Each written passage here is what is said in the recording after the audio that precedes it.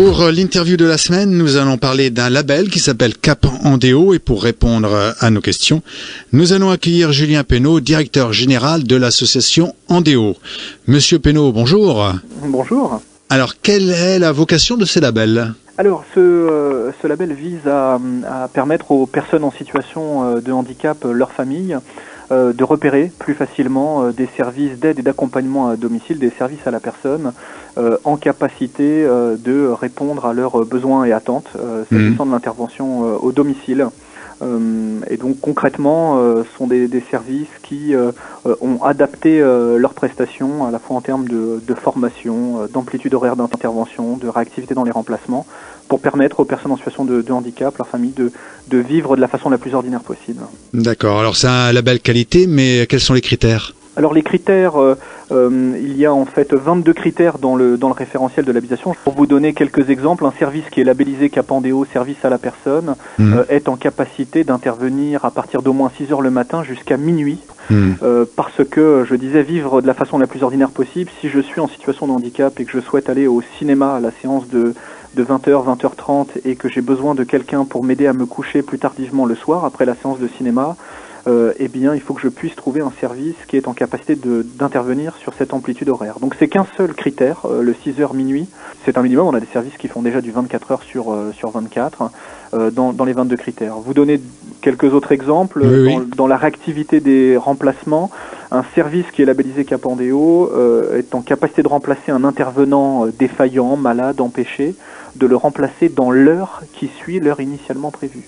Là aussi, pour l'illustrer, une personne en situation de handicap qui est en situation de travail, qui doit être à 9 ou 10 heures le matin au bureau et qui a besoin d'une aide humaine pour l'aider le matin à 6 ou 7 heures pour l'aider à se préparer. Si cet auxiliaire de vie ne se présente pas à l'heure qui est convenue initialement, elle ne peut pas être remplacée à 10 ou 11 heures le matin, sinon je vais arriver en retard au travail une fois, 2 fois, 3 fois, et je risque d'avoir des difficultés avec mon employeur. Bien sûr. Et puis d'autres critères qui concernent la formation, globalement, on s'attend évidemment à avoir des intervenants qui soient formés, sensibilisés sur les différents types de handicaps qui pourraient être amenés à accompagner. Ça concerne les personnels d'accueil, les intervenants à domicile et les responsables de la structure. Alors, vous travaillez en partenariat avec des associations. Alors, quelles sont ces associations et quel est leur rôle aux associations ? Alors, en fait, Andéo, c'est une initiative des grandes unions, fédérations et associations nationales du handicap, dont l'Association des paralysés de France, l'UNAFTC, l'Union nationale des familles de traumatisés crâniens et cérébrolésés, la Fédération des APAGE, l'UNAPI, UNAFAM concernant le handicap psychique, la Fédération des aveugles de France. Je vous les cite pas toutes, mais 12 unions, associations et fédérations nationales qui ont décidé de créer Andéo et donc qui portent évidemment le projet d'Andéo et gouverne l'association loi 1901 Andéo et donc mécaniquement porte le label Cap Andéo service à la personne. Donc leur rôle est vraiment, ils sont à l'initiative, à la création même, j'allais dire, de ce dispositif-là et des autres actions portées par Andéo. Ah oui, c'est vraiment ces associations qui sont à l'origine de l'association Andéo. Oui, tout à fait. D'accord.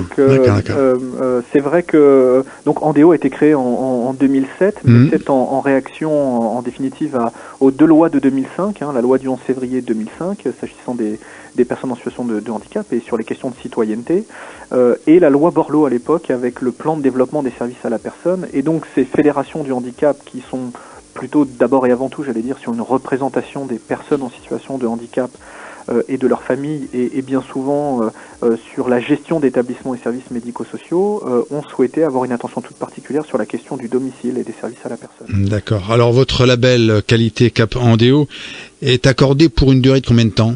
Alors le label est accordé pour une période de 3 années. Et donc à l'issue d'un audit sur site, donc tous les services qui obtiennent le label Cap Andéo service à la personne sont audités par un auditeur qui se rend dans la structure, dans le service, et va aller vérifier l'ensemble des 22 critères du référentiel pour s'assurer que le service réponde bien à ces critères. Ensuite, l'auditeur établit un rapport qui est présenté dans différentes instances, et d'ailleurs qui va remonter jusqu'au conseil d'administration d'Andéo, c'est-à-dire les fédérations représentant les personnes handicapées qu'on citait à l'instant, qui prend ou non la responsabilité donc de déployer et de délivrer en fait ce label.